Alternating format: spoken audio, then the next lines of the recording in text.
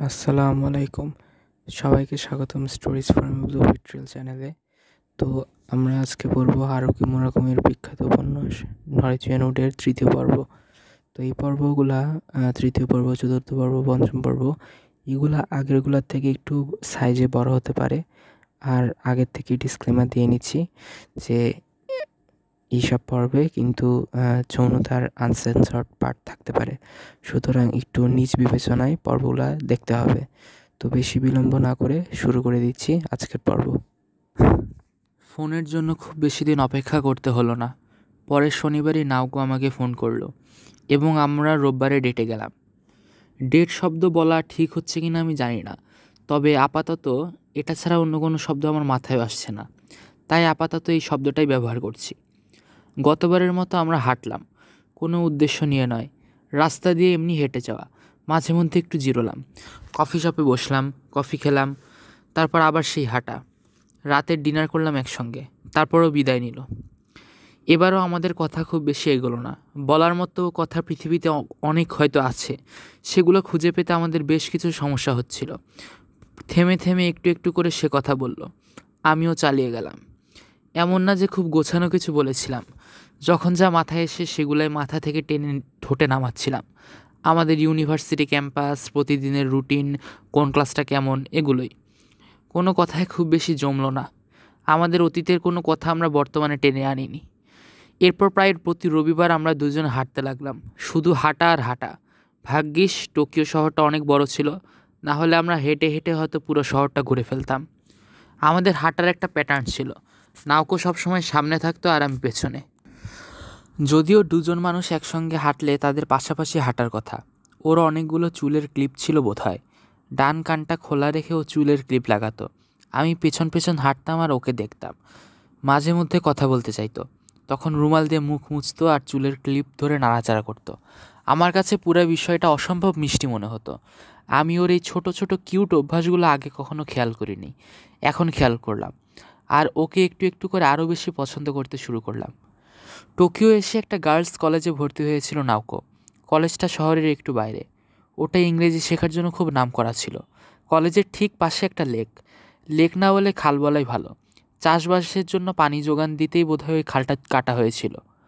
Lake অথবা খাল যাই হোক, পানি ছিল খুব পরিষ্কার।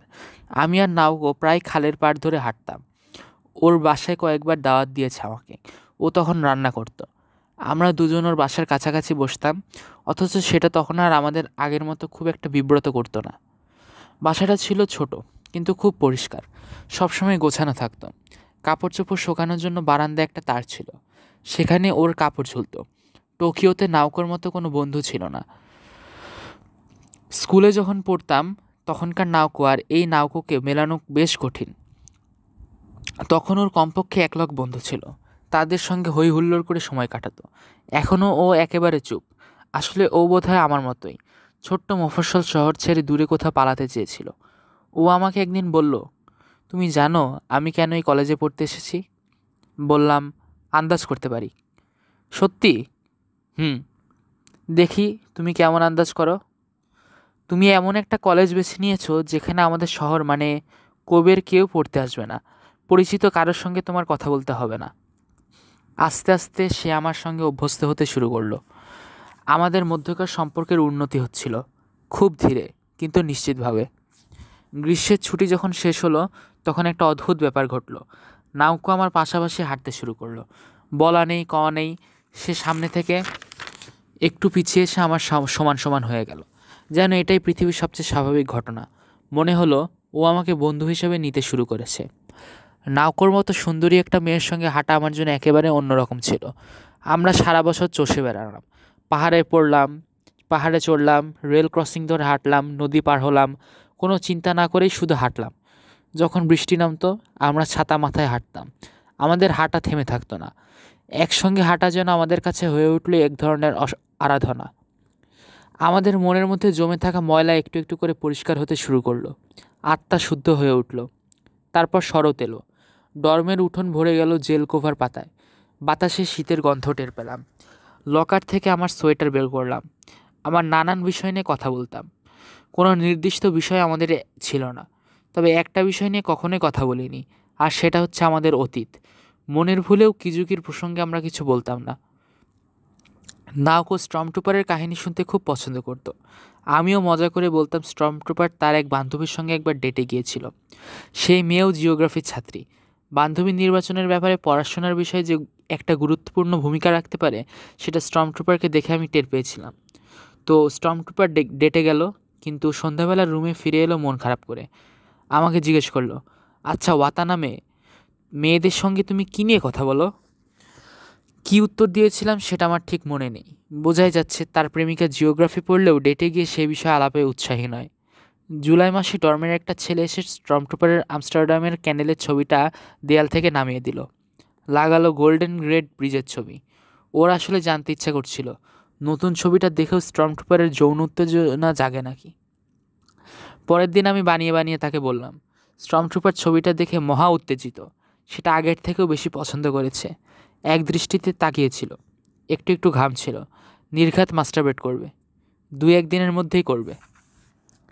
আমার কথা শুনে সবার খুব আগ্রহ জাগলো। আরেকজন রুমে এলো। সে গোল্ডেন গেটের ছবি বদলে একটি আইসবার্গের ছবি লাগালো এবং আমাকে স্টর্মট্রুপারের প্রতিক্রিয়া জানাতে বলল। স্টর্মট্রুপার বিষয়টা নিয়ে বেশ ভাবনায় পড়ে গেল। সে যখন রুমে থাকে না তখন মানুষজন এসে তার দেয়ালের ছবি কেন বদলে যায়, এটা সে বুঝে পেল না। আমার কাছে জানতে চাইল, ওয়াতানাবে তুমি কি জানো কে এসব করছে? বললাম, কি জানি, ঠিক বলতে পারবো না। কি আসে যায় বলো? ছবিগুলো তো সুন্দর, তাই না? তোমার পুরানো ছবিটার বদলে নতুন নতুন সুন্দর ছবি পেয়ে যাচ্ছ, একটা পয়সাও খরচ করতে হচ্ছে না। এতে তো তোমার খুশি হওয়া উচিত, তাই না? না, সেটা ঠিকই আছে, কিন্তু পুরো ব্যাপারটা একটু অদ্ভুত না? স্টর্মট্রুপারকে নিয়ে বলা আমার গল্পগুলো নাওকাকে সবসময় অনেক মজা দিত। ও মোটামুটি গম্ভীরও থাকতো। শুধু এই গল্পগুলো যখন করতাম ও খিলখিল করে হাসতো। তাই আমি ওকে প্রায় স্টর্মট্রুপারের কাহিনী শোনাতাম। মাঝে মাঝে 2-1টা গল্প বানিয়ে বলতাম। স্টর্মট্রুপারকে এভাবে নিজের প্রয়োজনে ব্যবহার করতে আমার খানিকটা খারাপ লাগতো। সে বেশ বড় লোকের ছেলে, সারা জীবন পড়াশোনা ছাড়া কিছুই করেনি, নম্র ভদ্র। তার জীবনের একমাত্র বিনোদন মানচিত্র দেখা। এরকম মজা করাটা আসলে ঠিক হচ্ছিল না, কিন্তু কি করব, নকর হাসি দেখতে আমার বড় ভালো লাগে ওর। আর ওকে এই একটা বিষয় নিয়ে কথা বললেই হাসানো যায়। নাওকে একবার আমাকে জিজ্ঞেস করেছিল, তুমি কখনো কোনো মেয়েকে পছন্দ করেছিল ওয়াতানাবে? মানে সেই অর্থে ভালো লাগা টাইপের। আমার ছোট্ট শহর কোবেতে ফেলে আসা সেই মেয়েটার গল্প ওকে বলেছিলাম। মেয়েটা ভালো ছিল, ওর সঙ্গে থাকতে আমার ভালো লাগতো, বেশ ভালো, বিছানাতেও ভালো ছিল। সত্যি কথা বলতে আমি ওকে এখনও কখনো মাঝে মধ্যে মিস করি। কিন্তু জানো তো, একটা বিষয় থাকে যেটা মানুষের ভেতরটাকে পর্যন্ত নাড়িয়ে দেয়। মেয়েটা আমার সে জায়গাটা নাড়াতে পারেনি, স্পর্শ পর্যন্ত করতে পারেনি। হয়তো বা এটা ওর দোষ না, দোষটা পুরোপুরি আমারই। শামুকের মতো একটা শক্ত খোলস বোধ হয় আমার কাছে, যেটা ভেদ করে ভেতরে ঢোকা খুব একটা সহজ নয়। আমার মনে হয় না আমি কখনো কাউকে কখনো ভালোবাসতে পারবো। সে ক্ষমতাই বোধ হয় আমার নাই। তার মানে তুমি ওকে শুধু পছন্দ করতে, ভালোবাসোনি? কখনো না। শরৎ শেষ হলো, শহর জুড়ে ঠান্ডা বাতাস বইতে শুরু করলো। নাওকো আর একটু কাছে এলো আমার গা ঘেঁষে হাঁটতো, এত কাছে যে আমি ওর নিঃশ্বাস টের পেতাম। ওর একটা মজার ব্যাপার ছিল, হাত গরম রাখার জন্য প্রায় আমার পকেটে হাত ঢুকিয়ে দিত। মাঝে মাঝে আমার হাতের ভেতর হাত দিয়ে ওর হাতটা চেপে ধরতো। যখন খুব শীত পড়তো আমাকে শক্ত করে জড়িয়ে ধরে কাঁপতো, যদিও এসবের জন্য আমার বিশেষ অর্থ ছিল না। নাওকোর জন্য আমার বেশ খারাপ লাগতো। হয়তো আমার হাত ধরতে চায়নি, চেয়েছিল অন্য কোনো হাত। আমার উষ্ণতা চাই, চেয়েছিল অন্য একজনের উষ্ণতা। দুর্ভাগ্য আমার, আমি সে অন্য মানুষটা না। নিজের কাছে নিজেকে খুব ছোট মনে হতো যখন আমি এসব নিয়ে ভাবতাম। শীত বাড়তে লাগলো, পাল্লা দিয়ে বাড়ল নওকোর চোখের স্বচ্ছতা। এমন স্বচ্ছ চোখ আমি এর আগে কখনো দেখি নাই। সেই চোখে আমার দিকে কোনো কারণ ছাড়াই মাঝে মধ্যে তাকিয়ে থাকতো। মনে হতো আমার ভেতর কিছু একটা খুঁজছেও। আমি প্রাণপণে চাইতাম সেই কিছু একটা খুঁজে পাক। এইসব ভাবনা আমার মধ্যে একসময় অসহায় নিঃসঙ্গতার জন্ম দিত, আমাকে আরও একা করে ফেলতো। মাঝে মধ্যে মনে হতো ওর বোধহয় আমাকে কিছু বলার আছে, কিন্তু বলতে পারছে না। এমন কিছু একটা বলার আছে যেটা বলার মতো উপযুক্ত শব্দ সে খুঁজে পাচ্ছে না। এটা তার ক্ষমতার বাইরে। সে তখন আগের মতো তার চুলের ক্লিপ নিয়ে নাড়াচড়া করত, রুমাল দিয়ে মুখ মোছা আর আমার দিকে অর্থহীন চোখে তাকিয়ে থাকতো। আমার পৃথিবী তখন এলোমেলো হয়ে যেত। মনে হতো ওকে বুকের মধ্যে চেপে ধরে পিষে মেরে ফেলি। কিন্তু কখনো পারিনি। এক ভয়াবহ দ্বিধা আমাকে পেয়ে বসতো। পিছিয়ে আসতাম। মনে হতো এরকম করলে ও যদি কোনোভাবে আঘাত পায়। এই সংকোচ কাটাতে পারিনি। সে কারণেই আমরা শুধু হাঁটতাম। টোকিও শহর জুড়ে শুধু হেঁটে বেড়াতাম। হাঁটতে হাঁটতেই নাউকো হয়তো তার না বলা শব্দগুলো খুঁজে পেতে চাইতো। ডর্মের ছেলেপেলে ধারণা করলো আমার একজন গার্লফ্রেন্ড হয়েছে। তারা আমাকে খোঁচাখুচি শুরু করলো। নাউকোর ফোন এলো কিংবা রোববার সকালে বের হলেই ওরা আমাকে খোঁচাতো। তাদের বিষয়টা ব্যাখ্যা করে বলতে পারলে হয়তো একটা বন্ধ করা যেত, কিন্তু সেরকম জুৎসই কোনো ব্যাখ্যা আমার কাছে ছিল না। অবধারিতভাবে ডেট শেষ করে যখন সন্ধ্যায় ডর্মে ফিরে আসতাম, তারা জানতে চাইতো আমরা আজ কোন পজিশনে সেক্স করেছি, কেমন মজা, আমার গার্লফ্রেন্ড আজ কী রঙের প্যান্টি পরেছে ইত্যাদি। আমি বানিয়ে বানিয়ে একটা কিছু উত্তর দিয়ে দিতাম, যে উত্তরগুলো ওরা শুনতে চাইতো, আর তার কাছাকাছি কিছু একটা বলার চেষ্টা করতাম। এভাবে একদিন আমি 18 থেকে 19 পড়লাম। রোজ সকালে সূর্য উঠল, সঙ্গে পতাকা। সন্ধ্যাবেলায় সূর্য ডুবল, পতাকাও নামলো। প্রতি রোববার আমার মরে যাওয়া বন্ধু কিজুকির গার্লফ্রেন্ডের সঙ্গে আমার ডেটিং চলতে থাকলো। জীবন নিয়ে নির্দিষ্টভাবে কোনো পরিকল্পনা আমি সাজাতে পারতাম না। সময়টাকে শুধু কাটিয়ে দিতাম। এজন্য প্রচুর বই পড়তাম। ডর্মের সবাই মনে করতো আমি একজন লেখক হতে চাই, আর তাই সারাদিন গল্পের বই পড়ি। আসলে ওটা ছিল আমার সময় কাটানোর একমাত্র উপায়। তখন থেকে অনেক বছর পরে আমি জীবনে কী হতে চাই সেটা নিয়ে আমি কখনো পরিকল্পিতভাবে ভাবতে পারতাম না। আসলে ভাবার মতো উচ্চাকাঙ্ক্ষা আমার ছিল না। আমি বোধহয় কিছু হতেই চাইতাম না। নাউকুর সঙ্গে এগুলো নিয়ে কথা বলবো করে কয়েকবার ভেবেছি, কিন্তু নিজের মনের ভাব প্রকাশ করার জন্য উপযুক্ত কোনো শব্দ বা বাক্য আমি খুঁজে পাইনি। অদ্ভুত ব্যাপার না? ওর সঙ্গে থাকতে থাকতে আমার নিজেরও শব্দ খুঁজে না পাওয়ার রোগটা ধরেছিল। শনিবার রাতে আমি লবিতে বসে থাকতাম নাউকোর ফোনের জন্য। লবি মোটামুটি খালি থাকতো। শনিবারে কেউ ডরমিটরিতে থাকতো না। হাতে একটা বই নিয়ে বসতাম। প্রচুর পড়তাম। তাই বলে সব ধরনের বই কিন্তু না। যে বইগুলো আমার প্রিয় সেগুলাই বারবার পড়তাম। রেমন্ড স্যান্ডলারের লেখা ছিল আমার খুব প্রিয়। আর পড়তাম ট্রুম্যান কাপোটি, জন আপডাইক, স্কট ফিটজেরাল্ড। এগুলা বোধহয় শুধু আমিই পড়তাম। আমার ক্লাসের কোনো বন্ধু বা ডর্মের কাউকে এগুলা পড়তে দেখিনি। ওরাও বই পড়তো, তবে ওরা পড়তো কাজুমি তাকাহাশি, ইউকিও মিশিমা অথবা বিখ্যাত কোনো ফরাসি লেখকের বই। ওদের পছন্দ ছিল ভিন্ন। বই নিয়ে যে কারোর সঙ্গে গল্প করব সেটাও পারতাম না। আমি আমার বই নিয়ে নিজের মতো করে থাকতাম। আমার প্রিয় কোনো বই, সেটা থেকে আসা পরিচিত সুবাস আমাকে আচ্ছন্ন করে রাখত। 19 বছর বয়সে আমার প্রিয় বইয়ের তালিকায় প্রথম স্থানে চলে এলো দ্য গ্রেট গ্যাটসবি। এই বইটা অনেক দিন পর্যন্ত আমার প্রিয় ছিল। যখনই কিছু একটা পড়তে ইচ্ছা করতো, বইটা শেলফ থেকে নামাতাম, তারপর যে কোনো একটা জায়গা থেকে পড়া শুরু করে দিতাম। কোনো নির্দিষ্ট পৃষ্ঠা নয়। এভাবে পড়তে কখনো খারাপ লাগেনি। পুরা বইয়ে একটা পৃষ্ঠাও বিরক্তিকর ছিল না। আমার ইচ্ছা করতো সবার সঙ্গে বইটা নিয়ে কথা বলতে, সবাইকে জানাতে, কিন্তু আমার আশেপাশে কেউ বইটা কখনো পড়েনি। ভবিষ্যতে যে পড়বে সে সম্ভাবনাও শূন্যের কোঠায়। অবশেষে গোটা দুনিয়া খুঁজে একটা মানুষকে খুঁজে পেলাম, যে কিনা দ্য গ্রেট গ্যাটসবি পড়েছে। শুধু এ কারণে আমরা দুজন বন্ধু হয়ে গেলাম। ছেলেটার নাম ছিল নাগাসাওয়া। বয়সে আমার চেয়ে 2 বছর বড়। আইনের মতো একটা খটমট বিষয় নিয়ে পড়ছে টোকিও বিশ্ববিদ্যালয়ে। সুতরাং বোঝাই যাচ্ছে খুব ব্রিলিয়ান্ট ধরনের ছেলে। পাশ করতে যা দেরি, তার জন্য ফরেন সার্ভিসের চাকরি অপেক্ষা করছিল। এর আগে ওর সঙ্গে কখনো কথা হয়নি। যদিও আমরা একই ডর্মে থাকতাম, শুধু একজন আরেকজনের চেহারা চিনতাম। একদিন আমি ডাইনিং হলের পাশে বসে বইটা পড়ছিলাম, দ্য গ্রেট গ্যাটসবি। ও আমার পাশে এসে দাঁড়ালো। জানতে চাইলো আমি কী পড়ছি। আমি জানালাম। ও জিজ্ঞেস করলো, বইটা তোমার ভালো লেগেছে? উত্তর দিলাম, তৃতীয়বারের মতো পড়ছি। প্রতিবার যখন পড়ি নতুন করে ভালো লাগে। বলতে গেলে আমি আর প্রেমে পড়ে গেছি। প্রতিবার যেন এর মধ্যে আমি নতুন কিছু একটা খুঁজে পাই। তার মানে তুমি দাবি করছো এই বইটা তুমি 3বার পড়েছ? হ্যাঁ। ওকে, ফাইন। যে লোক দ্য গ্রেট গ্যাটসবির বন্ধু, সে আমারও বন্ধু। এরপর আমাদের বন্ধু হতে কোনো বাধা ছিল না। এটা ছিল অক্টোবরের ঘটনা। নাগাসাওয়াকে যতই জানতে লাগলাম ততই ওকে অদ্ভুত মনে হলো। আমি আমার জীবনে অনেক অদ্ভুত মানুষ দেখেছি, কিন্তু তারা কেউই নাগাসাওয়ার ধারের কাছেও ছিল না। দুনিয়ার এমন কোনো ভালো বই নাই যেটা সে পড়েনি। পড়ার ব্যাপারে ছিল সে রীতিমতো খাদক, কিন্তু তার একটা নিয়ম ছিল। বন্ধু হয়ে যাওয়ার 2-1 দিন পরে সে আমাকে বলেছিল, আমি শুধু তাদের বই পড়ি যাদের মৃত্যুর পর অন্তত 30 বছর পার হয়েছে। প্রশ্ন করেছিলাম, কেন? বিষয়টা এমন না যে বর্তমানে যারা লেখালেখি করছে বা যারা বেঁচে আছে তারা খারাপ লিখছে, কিন্তু ব্যাপারটা হচ্ছে সে বইগুলা সময়ের সঙ্গে টিকে থাকবে কি না সেটার পরীক্ষা হয়নি। আর আমি আমার মূল্যবান সময় ওসব পড়ে নষ্ট করতে চাই না। আমার সময়ের দাম আছে ভাই। আমি শুধু সেসব বই পড়ব যেগুলো পরীক্ষিত, সময়ের সঙ্গে এখনও টিকে আছে। বেশ সমীহ করেই জানতে চেয়েছিলাম, কাদের লেখা পছন্দ করো তুমি?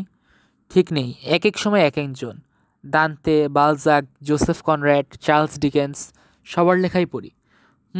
এরা কেউই বর্তমানের নয়, একটু পুরানো। সেজন্যই এদের লেখা পড়ি। তুমি যদি শুধু সেসব লেখাই পড়ো যেগুলো অন্যরা পড়েছে, তাহলে তোমার চিন্তা ঠিক ওদের মতো হয়ে যাবে। পৃথিবীতে সবাই এক ধরনের লেখা পছন্দ করবে, তোমার চিন্তাভাবনা আলাদাভাবে গড়ে উঠবে না। তুমি হবে এই ফালতু দিনের একটা ফালতু লোক। একটু খেয়াল করে দেখো ওয়াতানাবে, পুরো ডর্মে শুধু আমি আর তুমি এসব বই পড়ি। বাকি যারা আছে কি ফালতু সময় নষ্ট করছে, সবাই ফালতু। তুমি কি সত্যি এটা মনে করো? 100 বার। কারণ আমি জানি আমি যেটা বলছি সেটা সত্যি। সবাই যেটা দেখতে পায় না আমি সেটা দেখতে পাই। মানুষের কপালে সিল দেওয়া থাকে, আমি দেখতে পাই সেই সিল। সিল দেখেই বলতে পারি এই লোক দ্য গ্রেট গ্যাটসবি পড়েছে কিনা। কিন্তু এটার লেখক ফিটজেরাল্ড, উনি মরে যাওয়ার পর 30 বছর পর হয়নি, 28 বছর হয়েছে, এখনও 2 বছর বাকি। তাহলে তুমি তার লেখা কেন পড়ছো? আরে মাত্র তো 2টি বছর ছাড় দেওয়া যেতে পারে। আর তাছাড়া এমন একজনকে ছাড় দিচ্ছি যে তার সময়ের তুলনায় অনেক এগিয়ে ছিল, সুতরাং সময়টাকে প্লাস মাইনাস করলে ওটা 30 বছরের অনেক বেশি হবে। ডর্মের বাকি সবাই নাগাসাওকে খুব সমীহ করে চলত। সে ছিল স্মার্ট এবং বুদ্ধিমান। জীবনে যা যা একজন মানুষ পেতে পারে সে খুব সহজে পেয়ে গিয়েছিল। টোকিও বিশ্ববিদ্যালয়ে পড়েছে, গ্রেডও বেশি ভালো। এরপর পাশ করে সরকারি চাকরি পরীক্ষা দেবে। পররাষ্ট্র মন্ত্রণালয় টাইপের কোনো একটা কিছুতে তার বড় চাকরি হয়ে যাবে। বাবা মার অর্থনৈতিক অবস্থাও ভালো। ওর বাবার একটা বিশাল হাসপাতাল আছে। ওর ভাই মেডিকেলে পড়াশোনা করছে। পাশ করার পর বাবার হাসপাতালের দায়িত্ব নিজের কাঁধে তুলে নেবে। নাগাসাওয়ার পকেট ভর্তি টাকা ছিল আর মাথা ভর্তি বুদ্ধি। ওর কিছু গুণ ছিল যা মানুষকে সহজেই আকর্ষণ করত। ও জানতো কিভাবে নেতৃত্ব দিতে হয়, যে কোনো পরিস্থিতিতে সামাল দেওয়ার ক্ষমতা ছিল। স্বর্গ থেকে দেবতারা যেন ওর মাথার উপর আলোর ছটা ফেলতো, আর সেই আলো দেখেই সবাই মুগ্ধ হয়ে যেত। যা হওয়ার তাই হলো। ডর্মের সবাই ছোটোখাটো একটা ধাক্কা খেলো যখন দেখলো নাগাসাওয়া আমাকে তার বন্ধু হিসেবে মেনে নিয়েছে। এমন একজনের বন্ধু বানিয়েছে, বন্ধু হওয়ার মতো তেমন কোনো যোগ্যতাই যার নাই। আমি পুরো ব্যাপারটা নিয়ে ভেবেছি, নাগাসাওয়া কেন আমাকে তার বন্ধু বানালো। আসলে আমি হয়তো আর 10 জনের মতো ওকে কখনো তোয়াজ করে কথা বলিনি, যা বলার সরাসরি বলেছি। আমার এই ব্যাপারটার জন্যই হয়তো আমাকে পছন্দ করেছে। অদ্ভুত এবং জটিল চরিত্রের প্রতি আমার বেশ আগ্রহ ছিল। একটা মানুষ কী করে এত পরিষ্কারভাবে চিন্তা করতে পারে, এটা নিয়ে আমার হিংসা হতো। কিন্তু পরীক্ষায় তার গ্রেড, তার সরকারি চাকরি পাওয়ার সম্ভাবনা, তার মাথার উপর ঠিকরে পড়া স্বর্গীয় আলো কিংবা তার চেহারা, এগুলোর কোনোটাই নিয়ে আমার আগ্রহ ছিল না। হয়তো এই ব্যাপারটা ছিল নাগাসাওয়ার জন্য এক ধরনের নতুন অভিজ্ঞতা। এজন্যই আমাকে পছন্দ করতো ও। ওর চরিত্র ছিল খুব জটিল ধরনের, যেন নিজের সঙ্গে নিজে সবসময় যুদ্ধ করত। মনটা খুব নরম, আবার কখনো কখনো ওকে ভয়ানক নিষ্ঠুরও হতে দেখেছি। সবসময় আমোদ ফুর্তি করতে পছন্দ করত, তারপরেও মনের মধ্যে বাস করতে এক ভয়াবহ নিঃসঙ্গতা। প্রথম থেকে এই পরস্পর বিরোধী ব্যাপারগুলো আমি খেয়াল করে আসছি। অন্যরা কেউ কেন এটা খেয়াল করেনি আমি বুঝতে পারিনি। ওর সবচেয়ে বড় গুণ ছিল সততা। মিথ্যা বলতো না কখনো। যেটা পারতো সেটা করতো, আর যেটা পারবে না সেটা সরাসরি প্রথমেই স্বীকার করে নিত। কোনো কিছু লুকানো ছিল ওর স্বভাবের বাইরে। নাগাসাওয়া ডর্মে না থাকলে আমার হোস্টেল লাইফটা যে আরও বিরক্তিকর হতো তাতে কোনো সন্দেহ নেই। নাগাসাওয়াকে নিয়ে আমাদের ডর্মে বেশ কিছু গুজব চালু ছিল। গুজব না বলা যেতে পারলে মিথ, কিংবদন্তি। তার মধ্যে একটা ছিল এমন যে সে একবার নাকি 3টা জ্যান্ত শামুক একসঙ্গে খেয়ে ফেলেছিল। এছাড়া তার পুরুষাঙ্গ নাকি বিশাল, গজ ফিতা দিয়ে মাপতে হয়, দর্জি ডেকে তার জন্য কন্ডম বানাতে হয়। আরও একটা ছিল, সে নাকি 100-র বেশি মেয়ের সঙ্গে শুয়েছে। এর মধ্যে শামুকের কাহিনীটি সত্য। সে আমাকে একবার ঘটনাটা বলেছিল। 3টা বিশাল শামুক, বুঝলে ওয়াতানাবে, আমি গপ করে খেয়ে ফেলেছিলাম। অবাক হয়ে বলেছিলাম, তোমার কি মাথা টাথা ঠিক আছে, এরকম করলে কেন? আর বলো না, তখন আমি ফার্স্ট ইয়ারে পড়ি, ডর্মে নতুন এসেছি। সিনিয়র স্টুডেন্টদের সঙ্গে একটা হেভি গ্যাঞ্জাম হয়ে গেছিলো। জানো তো ডানপন্থী গাধার বাচ্চাগুলো কীরকম হয়। আমি ওদের বললাম, ওকে ফাইন, তোমরা গ্যাঞ্জাম করতে চাও করো, পারলে আমার সঙ্গে করো, কিন্তু আমার ব্যাচের বাকিদের সঙ্গে করতে পারবে না, ওদের ঘাটাবে না। ওরা আমাকে বলল, ঠিক আছে, তোমার কথা মানতে পারি যদি তুমি আমাদের খুশি করতে পারো। তুমি যদি 3টা জ্যান্ত শামুক আমাদের সামনে বসে গিলে খেতে পারো তাহলে আমরা তোমার ওপর খুশি হব, তখন বাকিদের ছেড়ে দিব। বলেছিলাম ঠিক আছে, নিয়ে আসো তোমাদের শামুক। শুয়োরের বাচ্চারা খুঁজে খুঁজে ঠিকই 3টা বিশাল শামুক নিয়ে এলো, আর আমি ওগুলো সাবার করলাম। কেমন লেগেছিল খেতে? নিজে খেলে বুঝবে কেমন করে 3টা জীবন্ত শামুক তোমার গলাবে, পাকস্থলী পর্যন্ত পৌঁছায়, তারপর গলায় একটা খুব ঠান্ডা গা ঘিন ঘিন করা স্বাদ রেখে যায়। বমি হয়নি তোমার? বমি এসেছিল খুব, কিন্তু এই গাধার বাচ্চাগুলোর সামনে বমি করাটা চেপে রেখেছিলাম।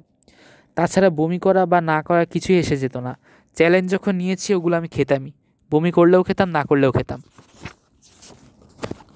যতবার বমি করতাম ততবার আমাকে বমি মুছে ওগুলো খেতে হতো, তাই এসবের পরোয়া করিনি। একসঙ্গে খেয়ে ফেলেছি 3 মাদার চোদকেই। তারপর তারপর কি হলো? কি আর হবে, রুমে ফিরে গেলাম। তারপর 1 বালতি লবণ পানি খেলাম, কড়া ওষুধ, কাজ হলো তাতে। এরপর থেকে বোকাচোদাগুলো আমার ব্যাচের কারোর সঙ্গে আর কোনো ঝামেলা করেনি। ওর পুরুষাঙ্গের সাইজ জানাটা খুব একটা কঠিন ছিল না, আমাদের গোসলখানা ছিল কমন, সুতরাং একটু চেষ্টা করলেই দেখাই উপার ছিল। উকি ঝুঁকি মেরে যেটা বুঝলাম তা হলো জিনিসটার সাইজ বড়, বেশ বড়, বিশালই বলা চলে। ওটার জন্য কন্ডম বানাতে দর্জির টাকা যেতে পারে। কিন্তু 100 মেয়ের সঙ্গে শোয়ার ব্যাপারে একটু বাড়াবাড়ি ছিল। ওকে সরাসরি জিজ্ঞেস করেছিলাম, নাগাসোয়া, তুমি নাকি 100 মেয়ের সঙ্গে সেক্স করেছ? কি বলো তুমি এসব? আমি ম্যানিয়াক নাকি? খুব বেশি হলে 75 হবে। 75? হ্যাঁ, হতে পারে। যদি নাম ধরে গুণে বলতে পারতাম তাহলে সঠিক সংখ্যা হয়তো তোমাকে জানানো যেত, কিন্তু সবার নাম তো মনে নেই, মনে রাখা সম্ভব বলো? আমাকে একমত হতেই হলো যে 75-এর কাছাকাছি মেয়ের নাম মনে রাখা সম্ভব না। ও বলল, মোটামুটি 70 হবে। 75-75 দিয়ে কাজ নেই, রাউন্ড ফিগার করে নাও, 70 বা 80। বাপ রে! বাপকে ডাকছো কেন? তুমি সেক্স করোনি? বুকে হাত দিয়ে বলো তো, এ পর্যন্ত কজনের সঙ্গে তুমি শুয়েছ? 1জন। কি বলো তুমি এসব? তুমি তো তাহলে খুবই দুঃখী একটা ছেলে। দাঁড়াও, আমি তোমার জন্য ব্যবস্থা করব। এটা কোনো ব্যাপারই না, খুব সহজ। তুমি যেটা করবে সেটা হলো আমার সঙ্গে বাইরে যাবে। তোমার জন্য আমি মেয়ে জোগাড় করে দেবো, এটা নিয়ে একদম টেনশন করো না। তখন ওর কথা বিশ্বাস করিনি, কিন্তু পরে বুঝতে পেরেছিলাম ও সত্যি কথাই বলেছিল। মেয়ে জোগাড় করা আসলেই ওর জন্য খুব সহজ ছিল। পরিচয়ের কিছুদিন পরে আমরা একটা বারে গিয়েছিলাম, সেখানে 2টো মেয়েকে দেখলাম একসঙ্গে বসে আছে। আমরা গিয়ে ওদের টেবিলে বসলাম, ওদের সঙ্গে একসঙ্গে ড্রিঙ্ক করলাম। তারপর যেটা হওয়ার সেটা হলো। টোকিওতে কিছু হোটেল ছিল সস্তা ধরনের, আমরা বললাম লাভ হোটেল। সেরকম একটা লাভ হোটেলে রাতে মেয়ে দুটোকে নিয়ে গেলাম, তারপর সেক্স। নাগাসাওয়া মেয়ে পটানোর ব্যাপারে খুব পারদর্শী ছিল। এমন সুন্দর করে গুছিয়ে কথা বলতো, না পটে মেয়েদের কোনো উপায় ছিল না। এমন না যে সে খুবই চিন্তাভাবনা করে কিছু মজার কথা বলতো, সে যাই বলতো তাতে মেয়েরা হাসতে হাসতে গড়িয়ে পড়তো। আমি যেহেতু নাগাসাওয়ার সঙ্গে থাকতাম, মেয়েরা আমাকেও মনে করতো ওই একই রকম আকর্ষণীয়। যদিও আমি খুব একটা কথা বলতাম না, কিন্তু তাতে মেয়েদের ভাবনার কোনো পরিবর্তন হতো না। আসলে এটা ছিল এক ধরনের নাগাসাওয়া ম্যাজিক। পুরো বিষয়টা ছিল তার কাছে একটা খেলা। আমি যে অপরিচিত মেয়েদের সঙ্গে বিছানায় যাওয়ার জন্য পাগল ছিলাম সেরকম না, আমার কাছে পুরো বিষয়টা ছিল শরীরের প্রয়োজন মেটানো, সঙ্গে একটা নতুন অভিজ্ঞতা নেওয়া। শরীরের একটা চাহিদা তো প্রত্যেকটা ছেলেরই থাকে, সেটা যদি মেটানো যায় তো খারাপ কি? আমি ওদের সঙ্গে বিছানায় যেতাম ঠিকই, কিন্তু সকালে উঠে আর ওদের সহ্য হতো না। ঘুম ভেঙে দেখতাম একটা অদ্ভুত মেয়ে বিছানায় আমার পাশে ঘুমাচ্ছে, শরীরে একটা সুতাও নেই, মদের গন্ধে ঘর ম ম করছে, মাথার মধ্যে কেউ হাতুড়ির বাড়ি দিচ্ছে। এরপর সেই মেয়ে ঘুম থেকে উঠবে আর মেঝে থেকে তার ব্রা প্যান্টটি তুলবে, খুলে রাখা জামা পরতে পরতে বলবে, তুমি রাতে কন্ডোম ব্যবহার করেছিলে তো? তারপর আয়নার সামনে বসে কিছুক্ষণ গজগজ করবে, লিপস্টিক আর নকল আইল্যাশ লাগাবে। এদের সঙ্গে পুরো একটা রাত যে কাটিয়েছি এটাই অনেক বেশি। পুরো রাত কাটানোর কোনো ইচ্ছা আমার কখনো জাগেনি, কিন্তু কি করব, রাতে শহরের কারফিউ থাকে, ফেরত যাওয়া যায় না। মেয়েদের সঙ্গে রাতে থাকতে হলে ডর্ম থেকে সারা রাতের জন্য অনুমতি নিয়ে বের হতে হয়। সেটা অবশ্য নাগাসাওয়া ম্যানেজ করে ফেলতো। সকালে যখন ডর্মে ফিরে আসতাম নিজের উপর প্রচণ্ড রাগ রাখতো, ঘেন্না হতো নিজেকে। সূর্যের আলোয় চোখ জ্বালা করতো, গলা শুকিয়ে কাঠ হয়ে যেত, মনে হতো মরুভূমি। আর মাথার মধ্যে হাতুড়ি দিয়ে কেউ দ্রিম দ্রিম করে দুপুর পর্যন্ত বাড়ি মারত। 3-4টা মেয়ের সঙ্গে এই ধরনের সম্পর্ক জড়ানোর পর একদিন নাগাসাওয়াকে জিজ্ঞেস করলাম, আচ্ছা, তুমি তো মোটামুটি অনেক মেয়ের সঙ্গে শুয়েছ, 80 বোধহয় ছাড়িয়ে গেছে এখন, তোমার কি মনে হয়নি একবারও পুরো বিষয়টা অর্থহীন? কোনো কারণ ছাড়াই দিনের পর দিন একটা অর্থহীন কাজ রিপিট করে যাচ্ছ। ও বলল, তুমি যে এই কথাটা বলতে পারলে, এভাবে করে ভাবতে পারলে, এর মাধ্যমে প্রমাণিত হলো যে তুমি একজন ভদ্রলোক। আমি কি সেটা ব্যাপার না। তোমার মনের অবস্থাটা যদি আমাকে একটু বুঝিয়ে বলতে। দেখো, এই যে অচেনা মেয়েদের সঙ্গে আমি সেক্স করি, এটা যে আমার ভালো লাগে সেজন্য কিন্তু না। করি কারণ আর কিছু করার নেই। জীবনে বিনোদন খুব কম, এক ধরনের অভ্যাস বলতে পারো। এভাবে চলতে থাকলে একটা সময় তুমি নিজের উপর খুব বিরক্তি হয়ে যাবে, একটু একটু ঘৃণা করতে শুরু করবে নিজেকে। তাহলে কেন করছো? ওই যে বললাম, আর কিছু করার নেই। দস্তয়েভস্কির লেখাটা পড়েছ? তুমি কি জানো উনি জুয়া খেলে নিজেকে খুব সুন্দর একটা কথা বলেছেন? কি সেটা? উনি বলেছেন, তোমার চারদিকে যখন অনেক কিছু প্রাপ্তির সম্ভাবনা, সেগুলোকে এড়ানো কঠিন। বুঝতে পারলে কিছু? একটু একটু পারছি। আচ্ছা দেখি আর একটু বোঝানো যায় নাকি। সূর্য কি করে? অস্ত যায়। প্রতিদিন সন্ধ্যাবেলা টুপ করে ডুবে যায়। আর সে সময় মেয়েরা বাইরে বের হয়, ঘোরাঘুরি করে, ড্রিঙ্ক করে, পার্টি করে, নানা কিছু করে। আসলে তারা কিছু একটা খোঁজে। হয়তো তারা যেটা খুঁজছে সেটা আমার মধ্যে পেয়ে যায়। আমার জন্য কাজটা খুব সোজা। বোতলের মুখ খোলো, পানি খাও। তারা কিছু বুঝে ওঠার আগে আমি তাদের বিছানায় নিয়ে যাই। আর তারাও আসলে মনে মনে সেটাই চায়। তোমার চারদিকে অনেক কিছু করার সুযোগ আছে। সেই সুযোগগুলো তুমি যদি কাজে না লাগাতে পারো, তাহলে তুমি তোমার ক্ষমতার অপব্যবহার করছো না? ঠিক এভাবে করে কখনো ভাবিনি। এরকম কোনো ভাবনা আমার কল্পনাতেও কখনো আসেনি। যেহেতু ভাবনা আসেনি, ওটা নিয়ে ভেবো না। শুধু তোমার চারপাশে যে অসীম সম্ভাবনা আছে সেগুলোকে কাজে লাগানোর চেষ্টা করো, ওয়াতানাবে। বাবা বড়লোক হওয়া সত্ত্বেও নাগাসাওয়া যে কষ্ট করে ডর্মে থাকে, তার একটা কারণ হচ্ছে মেয়েদের প্রতি ওর এই আগ্রহ। ওর বাবার ভয় নাগাসাওয়া যদি টোকিওতে একা থাকে তাহলে পড়াশোনা মাথায় উঠবে, শুধু মেয়েবাজি করে বেড়াবে। তাই এক প্রকার বাধ্য হয়ে ওকে ডরমেটরিতে পাঠিয়েছে। যদিও এত কিছু করে নাগাসাওয়াকে ঠেকিয়ে রাখা যায়নি, তার যেটা করার সে ঠিকই করে যাচ্ছিল। যেদিন মেয়েদের সঙ্গে বিছানায় যেতে ইচ্ছা করতো, সেদিন ডর্ম থেকে অনুমতি নিয়ে নিত সারা রাত বাইরে কাটানোর। অনুমতি পাওয়া খুব একটা সহজ বিষয় ছিল না, কিন্তু নাগাসাওয়া এটাকে পানির মতো সহজ করে ফেলেছিল। এমনকি আমার জন্য অনুমতিটা সেই নিয়ে নিত। এত মেয়ের ভিড়ে নাগাসাওয়ার একজন সত্যিকারের গার্লফ্রেন্ড ছিল। ইউনিভার্সিটির একদম ফার্স্ট ইয়ার থেকে মেয়েটার সঙ্গে প্রেম। মেয়েটার নাম ছিল হাটসুমি। আমার সঙ্গে বেশ কয়েকবার দেখা হয়েছিল। খুবই চমৎকার একটা মেয়ে। লোক দেখানো ব্যাপার ওর মধ্যে ছিল না, বেশ সাধারণই বলা চলে। প্রথম যখন আমি দেখেছিলাম একটু অবাকই হয়েছিলাম।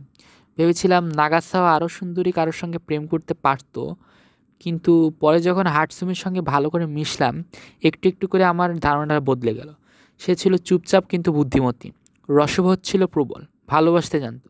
রুচিও ছিল উন্নত মানের। চটকদার জামা কাপড় পরতো না। হাটসুমিকে আমি পছন্দ করতে শুরু করলাম। আমার যদি ওর মতো কোনো চমৎকার গার্লফ্রেন্ড থাকতো, আমি কখনোই ওসব সস্তা মেয়ের সঙ্গে বিছানায় যেতাম না। হাটসুমি আমাকে পছন্দ করতো। ওর কলেজের ফার্স্ট ইয়ারে একটা মেয়ের সঙ্গে আমার এক ধরনের সম্পর্ক করার ইচ্ছা করেছিল, যেন আমরা ডবল ডেটে যেতে পারি। এ ব্যাপারে আমার অতীতের অভিজ্ঞতা খুব খারাপ, সে কারণে প্রসঙ্গটা আমি এড়িয়ে গিয়েছিলাম। ও টোকিওর সবচেয়ে নামকরা কলেজে পড়তো। আমার সাধ্য ছিল না ওখানকার মেয়েদের সঙ্গে ম্যাচ করে চলা, ডেটে যাওয়া। হাটসুমি ভালো করেই জানতো নাগাসাওয়ার নারী ঘটিত সমস্যাগুলা, কিন্তু এটা নিয়ে কখনো অভিযোগ করেনি। সে নাগাসাওয়াকে ভালোবাসত, কিন্তু সে ভালোবাসার দাবি নিয়েও স্বাধীনতায় হাত দেয়নি। এমনকি নাগাসাওয়া নিজে একদিন স্বীকার করেছিল সে হাটসুমির মতো মেয়ের যোগ্য নয়। ওর সঙ্গে একমত না হয়ে আমার কোনো উপায় ছিল না। সে বছর শীতকালে আমি একটা চাকরি শুরু করলাম, পার্ট টাইম চাকরি। শিনজুকু স্টেশনের পাশে একটা ছোট রেকর্ড শপ ছিল। কাজটা ওখানেই। বেতন আহামরি ছিল না, কিন্তু আমার কাজ ছিল খুব সহজ। সপ্তাহে 3 দিন দোকানে সময় দিতে হবে। কিছু এক্সট্রা সুবিধা আমি পাবো, যেমন ওখান থেকে আমি সস্তায় রেকর্ড কিনতে পারবো। সে বছর নাওকোর জন্য কিনেছিলাম হেনরি মানচিনির একটা রেকর্ড, ওর ক্রিসমাস গিফট। নাওকোর প্রিয় গান ডিয়ার হার্ট, গানটা ছিল ওই রেকর্ডে। গিফট পেপার দিয়ে র্যাপ করে দিয়েছিলাম। আর নাওকো নিজের হাতে আমার জন্য তৈরি করেছিল একটা উলের দস্তানা। সাইজে একটু 19-20 হয়ে গিয়েছিল, বুড়ো আঙুলটা ঢোকাতে একটু কষ্ট হতো।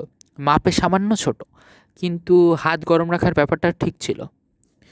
বুড়ো আঙুলের সমস্যাটা দেখে লজ্জা পেয়ে নাওকো বলল, আমি একদম সরি, আসলে আমি ঠিক বুঝতে পারিনি এরকম ছোট হয়ে যাবে। আগে কখনো উল বুনিনি তো, এবারই প্রথম। আমার মাপ নিয়ে নেওয়া উচিত ছিল। আমি বললাম, আরে ধুর, এগুলা নিয়ে তো ভাবছো কেন? ঠিক আছে, একদম ঠিক আছে। ঠিক থাকলেই ভালো। শীতের সময় তুমি পকেটে হাত ঢুকিয়ে রাখো। এখন থেকে তোমাকে আর পকেটে হাত ঢোকাতে হবে না। আমি তোমার হাতটা ধরে থাকতে পারবো। সেবার আমরা দুজনেই কেউই বাড়িতে গেলাম না ক্রিসমাসের ছুটিতে। নতুন চাকরি, ছুটি নেব কি না ভাবতে ভাবতে আর যাওয়াই হলো না। দরকারও বোধ করিনি। ছুটিতে আমাদের ডর্মের ডাইনিং বন্ধ হয়ে গেছিল। আমি খাবারের জন্য নাও করে অ্যাপার্টমেন্টে চলে যেতাম। নববর্ষের দিন আমরা বাকি সবার মতো রাইস, কেক আর স্যুপ খেলাম। নতুন বছর এলো 1969। সে বছরের শুরুর দিকে অনেকগুলো ঘটনা পরপর ঘটে গেল। জানুয়ারির শেষ দিকে আমার আর না করে একটা কনসার্টে যাওয়ার কথা। অনেক ঝামেলা করে দুটো টিকিট জোগাড় করেছিলাম, যদিও সেগুলো ছিল ফ্রি টিকিট। তারপরে জোগাড় করতে আমাকে বিস্তর ঝামেলা পোহাতে হয়েছিল। নাকর খুব আগ্রহ ছিল কনসার্টের ব্যাপারে, কারণ ওর প্রিয় ব্যান্ড ফোর্থ সিম্ফনি সেখানে পারফর্ম করবে। কনসার্টের দিন স্টর্মট্রুপার প্রচণ্ড জ্বরে পড়ল। ওকে দেখাশোনার জন্য ডর্মে কেউই ছিল না, একমাত্র আমিই ছিলাম। ওর অবস্থা ছিল খুবই খারাপ। আমি যখন কনসার্টে যাব তখন ওকে যে কেউ দেখে রাখবে এমন কাউকে খুঁজে পেলাম না। ওকে একা ফেলে আমার চলে যাওয়ার প্রশ্নই ওঠে না। বাধ্য হয়ে আগের প্ল্যান বাতিল করলাম। একটা প্লাস্টিকের ব্যাগে কিছু বরফ ভরে ওর কপালে রাখলাম। ঠান্ডা তোয়ালে দিয়ে শরীরটা মুছে দিলাম। এমনকি ওর আন্ডারওয়্যার পর্যন্ত চেঞ্জ করে দিলাম। শরীরের তাপমাত্রা একবার উঠছিল, আবার নামছিল। পুরো একটা দিন জ্বর নামলো না। কিন্তু পরদিন সকালে আমার ঘুম ভাঙলো সেই চিরপরিচিত লাফালাফির শব্দে। ও ঘুম থেকে উঠে ব্যায়াম করছে। জ্বরের কোনো চিহ্নই নেই। আমি বিছানা থেকে নেমে ওর টেম্পারেচার দেখলাম, একদম নর্মাল। আমি আসলে ঠিক বিশ্বাসই করতে পারছিলাম না ওর গতকাল এমন আকাশ পাতাল জ্বর ছিল। জিজ্ঞেস করলাম, কেমন লাগছে এখন? ও এমনভাবে আমার দিকে তাকালো যেমন এমন অদ্ভুত প্রশ্ন জীবনেও শোনেনি ও। বলল, কেমন লাগবে আবার? যেমন লাগার কথা তেমন। গতকাল তোমার জ্বর দেখে আমি তো ভয় পেয়ে গিয়েছিলাম। জ্বর? আমার? ধুর, কী বলো এসব? আমার জীবনে কখনো জ্বর হয়নি। কথাটা এমনভাবে বললো যেন আমি বানিয়ে বানিয়ে বলছি। মেজাজটা খারাপ হয়ে গেল। আমি কনসার্টের টিকিট দুটো দেখালাম ওকে, জানিয়ে দিলাম ওর কারণে আমার কনসার্টে যাওয়া হয়নি। ও বলল, এটা নিয়ে মন খারাপ করার কি আছে? এগুলো তো ফ্রি টিকিট ছিল, টাকা দিয়ে তো আর কখনো কিনোনি। ফ্রি টিকিট বলে কি ওগুলো টিকিট না? ওগুলো জোগাড় করতে আমার কত কষ্ট করতে হয়েছে তুমি জানো? তা অবশ্য হয়েছে। তাহলে ইচ্ছে করছিল রেডিওটা তুলে জানলা দিয়ে বাইরে ফেলে দিই, কিন্তু তার বদলে আবার বিছানায় গেলাম। মাথাটা দপদপ করছিল। একটু ঘুমানোর চেষ্টা করলাম। সেবার ফেব্রুয়ারিতে প্রচুর প্রচুর তুষারপাত হলো। মাসের শেষ দিকে আমি ডর্মের এক সিনিয়রের সঙ্গে বোকার মতো মারপিট করলাম। প্রথমে সে আমাকে ধাক্কা দিল, আমি তাকে ঘুষি মারলাম। দেয়ালে তার মাথা ঠুকে গেল, যদিও রক্ত বের হয়নি। নাগাসা ব্যাপারটা মীমাংসা করলো। তারপরও ডর্ম মাস্টার আমাকে তার অফিসে ডেকে ঝাড়ি দিলেন। মার্চে আমাদের ক্লাস পরীক্ষা সব শেষ। একটা বছর দেখতে দেখতে পার হয়ে গেল, কিন্তু কি করে যেন আমার ক্রেডিট কিছু কম পড়ছিল। রেজাল্টও খুব একটা ভালো হয়নি। বেশিরভাগই সি আর ডি গ্রেড পেলাম। দু একটা সাবজেক্টে ভাগ্যক্রমে বি। নাকোর রেজাল্ট বেশ ভালো হলো। আমার মতো কোনো ক্রেডিট শর্ট ছিল না। সেকেন্ড ইয়ারে নতুন টার্ম শুরু করার জন্য ও ছিল পুরোপুরি প্রস্তুত। এপ্রিল মাসে নাকোর জন্মদিন। ওর বয়স 20 হলো। আমার চেয়ে 7 মাসের বড় ছিল ও। আমার জন্মদিন ছিল নভেম্বরে। নাকো যখন 20 বছরে পা দিল, আমার মধ্যে খুব অদ্ভুত একটা অনুভূতি হলো। মনে হলো কিছু কিছু মানুষের বয়স 18 থেকে 19-এর মধ্যে ঘোরাফেরা করা উচিত। 18 শেষ হবে, তারা 19-এ পড়বে। 19 শেষ হবে, ফিরে যাবে 18-তে। কিন্তু তা না করে নাকো পা দিল 20-এ। নভেম্বর মাসে আমারও তাই হবে। আমাদের সবারই বয়স বাড়বে, শুধু কিজুকির বয়স থেকে যাবে 17। মৃত মানুষের বয়স বাড়ে না। ওর যেদিন জন্মদিন সেদিন সকাল থেকে বৃষ্টি হচ্ছিল। ক্লাসের পর আমি একটা কেক কিনলাম। তারপর স্ট্রিট কারে চেপে সোজা ওর অ্যাপার্টমেন্টের কাছে রওনা হলাম। মনে হচ্ছিল একটা মাতালের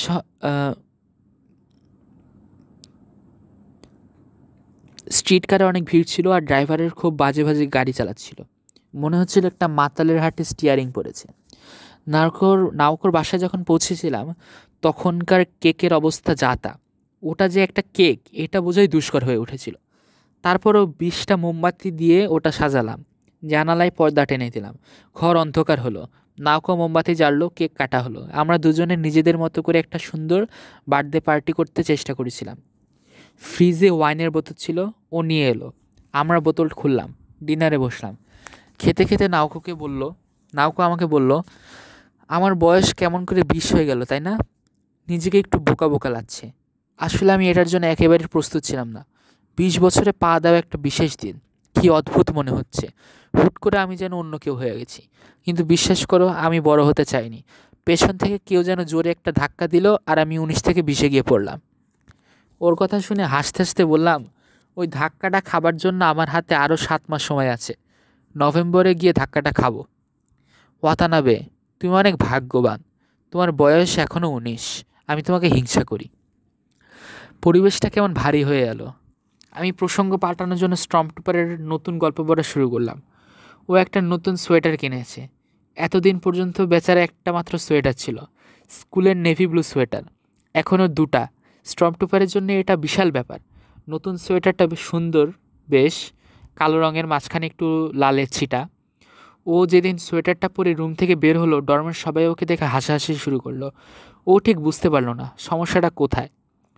ও সোজা ডাইনিংয়ে এসে আমার পাশে বসলো, আমাকে জিজ্ঞেস করলো, ওয়াতানাবে, সবাই আমাকে দেখে এরকম হাসছে কেন বলো তো? আমাকে কি উদ্ভট দেখাচ্ছে, বা কিছু লেগেছে আমার মাথায়, পাখির গু বা এই টাইপের? আমি হাসি চেপে বললাম, না না, সেরকম কিছু না, এমনিই বোধহয় হাসছে। তোমাকে দেখে হাসবে কেন? তুমি ছাড়াও এই ডর্মে হাসির মতো অনেক বিষয় আছে। এনিওয়ে, তোমার সোয়েটারটা খুব সুন্দর হয়েছে।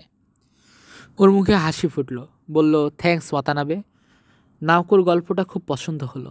অনেকক্ষণ হাসলো, তারপর বলল, আমার উচিত ওর সঙ্গে একবার দেখা করা। বললাম, এ কথা মনের ভুলেও মাথায় আনো না। ওর সঙ্গে দেখা হওয়া মাত্রই তুমি ওর মুখের উপর হেসে ফেলবে, তখন বেচারা খুব মনে কষ্ট পাবে। জাস্ট একবার দেখা করব, প্লিজ। কক্ষনো না। তোমার কি সত্যি মনে হয় আমি হেসে ফেলবো? একটা মানুষকে নিয়ে আমি এরকম হাসি ঠাট্টা করব? বাজি ধরতে পারো আমার সঙ্গে। পৃথিবীর সব বাজি হেরে গেলেও এই বাজিটা আমি হারবো না। আমি স্টর্মট্রুপারকে প্রতিদিন দেখি, কিন্তু তারপরও প্রতিবার যখন দেখি আমার হাসি চাপতে খুবই কষ্ট হয়। আমরা খাবার টেবিল পরিষ্কার করে ফ্লোরে বসলাম। স্টুডিওতে গান বাজছিল। গান শুনতে শুনতে ওয়াইনের গ্লাসে চুমুক দিলাম। নাউকো খুব দ্রুত খাচ্ছিল। আমার 1 গ্লাস শেষ হওয়ার আগেই 2 গ্লাস শেষ করে ফেললো। ও একটু বেশি কথা বলছিল। নিজে থেকেই বলতে শুরু করলো ওর ছোটোবেলার কথা, স্কুলের কথা, বন্ধুদের কথা, পরিবারের কথা। প্রত্যেকটা গল্প ছিল অনেক দীর্ঘ, একদম ধরে ধরে খুঁটিনাটি বলছিল। ওর এই তীব্র স্মৃতিশক্তি আমি একটু অবাকই হয়েছিলাম, কিন্তু বুঝতে পারছিলাম গল্পের মধ্যে কিছু একটা ঘাপলা আছে, অদ্ভুত একটা ঘাপলা। কোথায় যেন কি একটা নেই। প্রতিটা গল্পের একটা নিজস্ব ধারা ছিল, কিন্তু একটা গল্প থেকে আর একটা গল্পে আমরা কীভাবে যাচ্ছি সেটা ঠিক বুঝে উঠতে পারলাম না। কিছু বুঝে ওঠার আগেই গল্পে এ শেষ হয়ে গেল, গল্পে বিতে ঢুকে গেলাম। আবার গল্প বি চলছে, সঙ্গে সঙ্গে কিন্তু গল্প সিও চলছে। আবার গল্প সি এর কোনো জায়গা থেকে ফিরে গেলাম গল্প এতে, সেটাও কিন্তু আবার শেষ হলো না। সেই গল্প চলতে চলতে ডিতে ঢুকে পড়লাম। এভাবে প্রথম দিন আমি 2-1টা বোঝার চেষ্টা করছিলাম, কিন্তু পরে সে চেষ্টা বাদ দিলাম। তার বদলে একটা রেকর্ড চালিয়ে দিলাম। সব সব রেকর্ডই শেষ হয়ে গেল। আবার প্রথম থেকে বাজানো শুরু করলাম। ওর কাছে সব মিলিয়ে মাত্র 6টা রেকর্ড ছিল। আমাদের গান শুরু হয়েছিল সার্জেন্ট পিপার্স লোনলি হার্ট ব্যান্ড দিয়ে, শেষ হলো বিল ইভান্সে। বাইরে ঝুম বৃষ্টি হচ্ছিল, সময় যেন থেমে গেছে। আর সেই থেমে যাওয়ার সময়গুলো নাউকো কথা বলেই যাচ্ছিল। আমি একটা পর্যায়ে গিয়ে টের পেলাম সমস্যাটা। গল্পগুলো আসলে ঠিকই আছে, কিন্তু নাউকো তার গল্পগুলো বলার সময় কিছু ব্যাপার অবচেতনভাবে এড়িয়ে যাচ্ছিল। গল্পের যেসব জায়গায় কি ঝুঁকি আছে সে জায়গাগুলো বাদ দিয়ে বলছে। আর এটা করতে গিয়ে সে অন্যান্য ছোটোখাটো ব্যাপার স্যাপার অনেক যত্নের সঙ্গে খুঁটিয়ে খুঁটিয়ে বলছে। আর এই কারণে তাকে বারবার গল্প এ থেকে বি, বি থেকে সি, সি থেকে আবার এতে ফিরে যেতে হয়। যাই হোক, আমার শুনতে খারাপ লাগছিল না। আমি তাকে বাধাও দেইনি। নাওকে যে কথা বলছে এতেই আমি খুশি। ও বলতে চাই তো আরও গল্প বলুক, গল্প জেড পর্যন্ত চলে যাক। ঘড়িতে 11টা বাজলো। আমি একটু নার্ভাস হয়ে গেলাম। মেয়েটা কোনো বিরতি না দিয়ে প্রায় 4 ঘন্টা একটানা বকবক করেই যাচ্ছে। এদিকে কিছুক্ষণের মধ্যেই কারফিউ শুরু হবে। তার আগে আমাকে ট্রেন ধরতে হবে। ওকে থামানোর চেষ্টা করতে বললাম। নাওকো, আমার আসলে ডর্মে ফিরে যাওয়ার সময় হয়েছে, শেষ ট্রেন মিস করব। ও মনে হয় আমার কথা শুনতে পেল না, শুনলেও মাথায় নিল না। এক মুহূর্তের জন্য একটু বিভ্রান্তভাবে তাকালো, বিরতি নিল। তারপর আবার তার গল্প বলায় ফিরে গেল। আমি ট্রেনের আশা ছেড়ে দিলাম, আরাম করে বসলাম। ওয়াইনের সেকেন্ড বোতলটা খুলে ওর জন্য গ্লাসে ঢাললাম। যখন আজ বলতে চাচ্ছে, মনের কথা খুলেই বলুক। এসব কারফিউ, ট্রেন এগুলা নিয়ে অন্য আরেকদিন ভাববো, আজ নয়। হঠাৎ কিছু বুঝে ওঠার আগেই নৌকো গল্প থামিয়ে দিল। একটা কিছু বলছিল, কিন্তু সেটা শেষ করতে পারলো না। মনে হলো ওর শেষ শব্দটা বাতাসে ভাসতে ভাসতে হারিয়ে গেল। ও গল্পটা আবার বলার চেষ্টা করলো, কিন্তু পারল না। ওকে দেখে মনে হচ্ছিল একটা রেডিওর ব্যাটারি শেষ হয়ে গেছে, তাই আর বাজছে না। ওর চোখে এক ফোঁটা জল জমা হলো, গড়িয়ে পড়ল না, অনেকক্ষণ জমে থাকলো। তারপর ধীরে ধীরে গাল বেয়ে নেমে এলো। একটা রেকর্ডের কাভারে ছিটকে পড়লো সেটা, অশ্রুর প্রথম ফোঁটা। পড়তে অনেক সময় নিয়েছিল। বাকিরা ঝরতে শুরু করলো অঝোর ধারায়। যেখানে বসেছিল সেখানে বসেও কাঁদতে লাগলো। এত মনোযোগ দিয়ে আমি জীবনে কখনো কাউকে কাঁদতে দেখিনি। উঠে গিয়ে ওর কাছে বসলাম, পিঠে হাত রাখলাম। কেন যেন বুকের মধ্যে জড়িয়ে ধরতে ইচ্ছা করলো।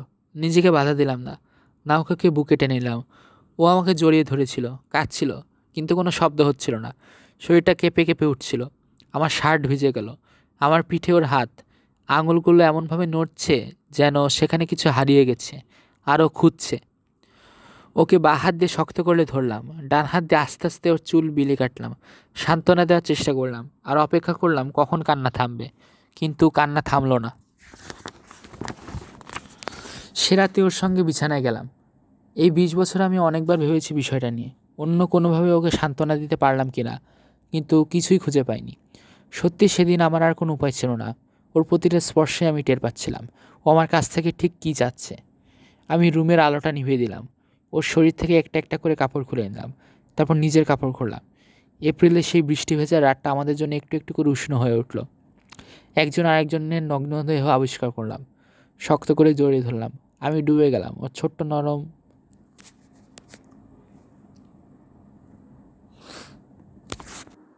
জানতে চাইলাম এটাই ওর ফার্স্ট টাইম কিনা। ও হ্যাঁ সূচক মাথা নাড়ল। অথচ আমি ভেবেছিলাম কিজুকের সঙ্গে ওর আগে এই অভিজ্ঞতা আছে।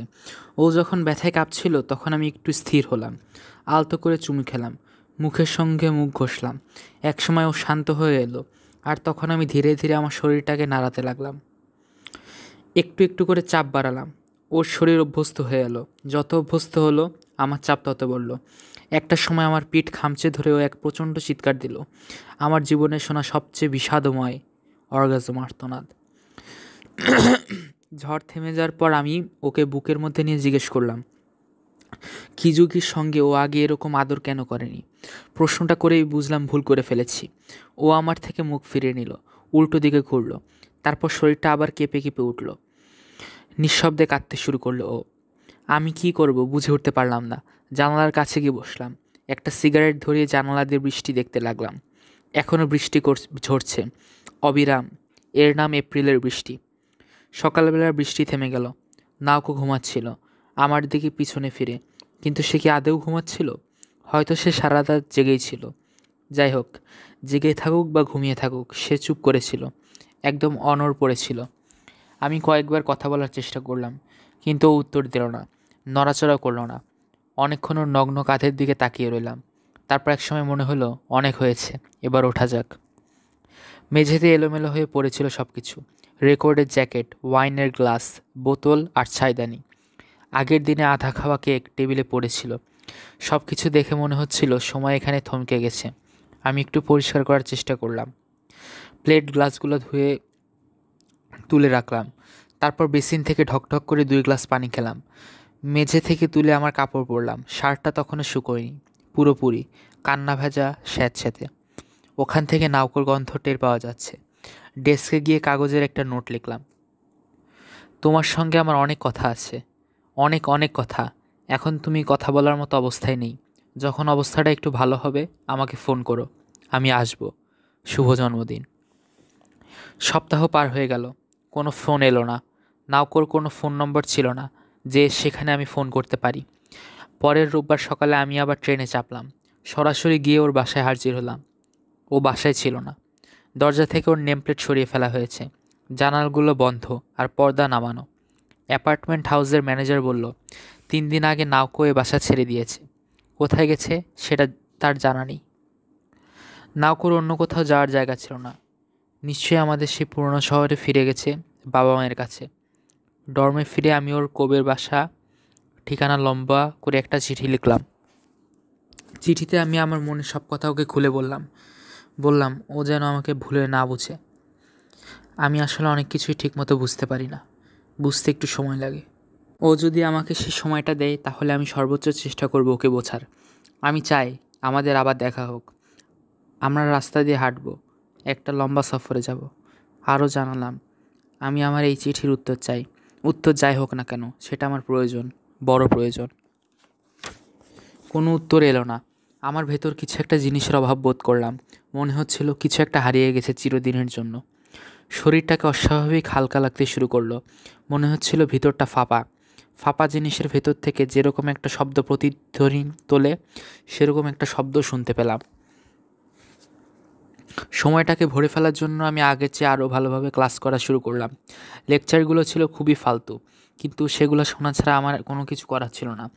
ক্লাসের সামনের সারিতে আমি একা বসে থাকতাম, কারোর সঙ্গে কথা বলতাম না। দুপুরবেলা একা একা ক্যান্টিনে যেতাম, লাঞ্চ করতাম, সেখানেও আমি কারোর সঙ্গে কথা বলতাম না। অদ্ভুত ব্যাপার, মানুষ যেসব কারণে সিগারেটের পরিমাণ বাড়িয়ে দেয়, ঠিক সেসব কারণেই আমি সিগারেট খাওয়া ছেড়ে দিলাম। মে মাস শেষ হয়ে আসছিল। এই সময় ছাত্র ধর্মঘট শুরু হলো। স্লোগানে কেঁপে উঠল ক্যাম্পাস। জ্বালো জ্বালো, আগুন জ্বালো। মনে মনে বললাম, যত ইচ্ছা আগুন জ্বালাও, পুড়িয়ে দাও সব কিছু, ভেঙে ফেলো, অচল করে দাও। তোমাদের যদি ভাঙতে ইচ্ছা করে, ভেঙে টুকরো টুকরো করে ফেলে দাও সব কিছু। যদি কখনো মনে করো আমার সাহায্য দরকার আছে, আমাকে ডাক দিও, বুক থেকে আগুন বের করে দেব। আমি আছি, ভাঙতে থাকো, জ্বালিয়ে দাও, পুড়িয়ে দাও, ছারখার করো। ক্যাম্পাস বন্ধ হয়ে গেল। ক্লাসে যেতে হয় না। এক নতুন সমস্যা, আমি এখন একটা ট্রাক কোম্পানিতে চাকরি নিলাম। কাজটার মধ্যে মাথা খাটানোর কিছু ছিল না, পুরোপুরি কায়িক শ্রম দিতে হতো। একটা শটগান হাতে নিয়ে বসে থাকা, আর ট্রাকে যখন মালামাল ওঠানামা করানো হতো সেখানে হাত লাগানো।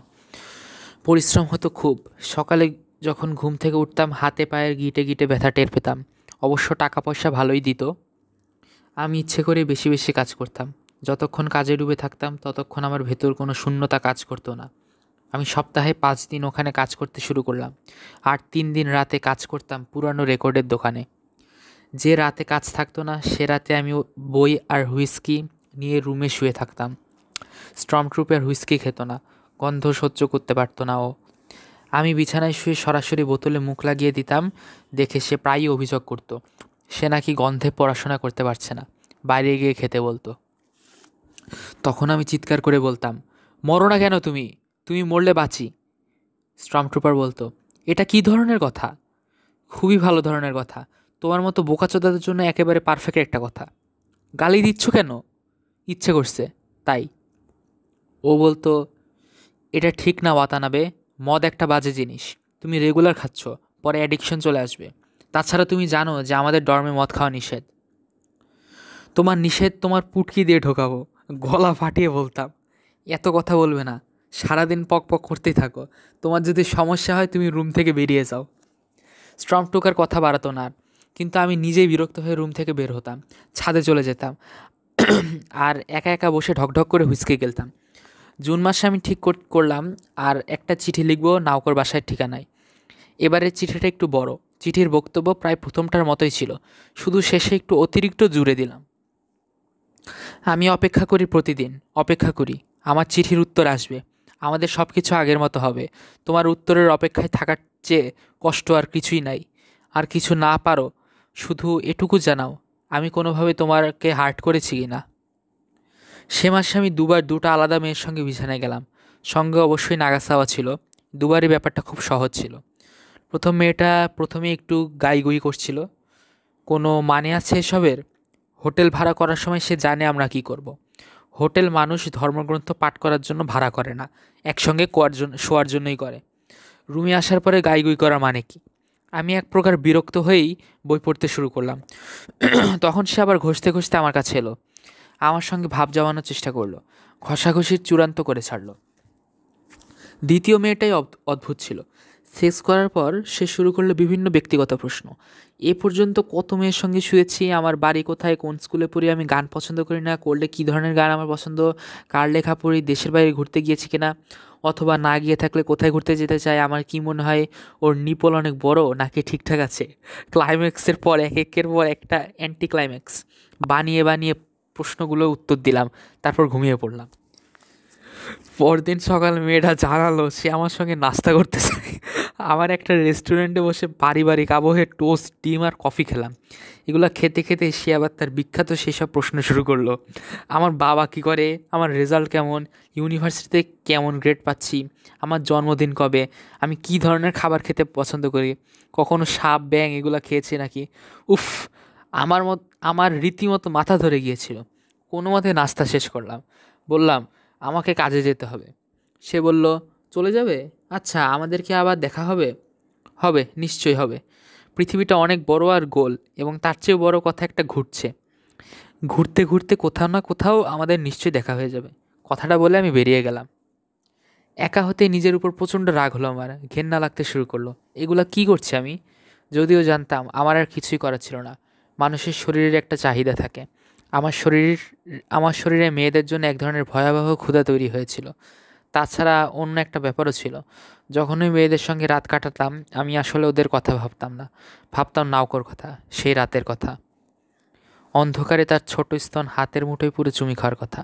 আমার ঘাড়ে তার প্রত্যেকটা শ্বাস যেন আমি টের পেতাম। জুলাই মাসের শুরুতে আমার অপেক্ষা শেষ হলো। নাউকের কাছ থেকে চিঠি এলো, ছোট্ট একটি চিঠি।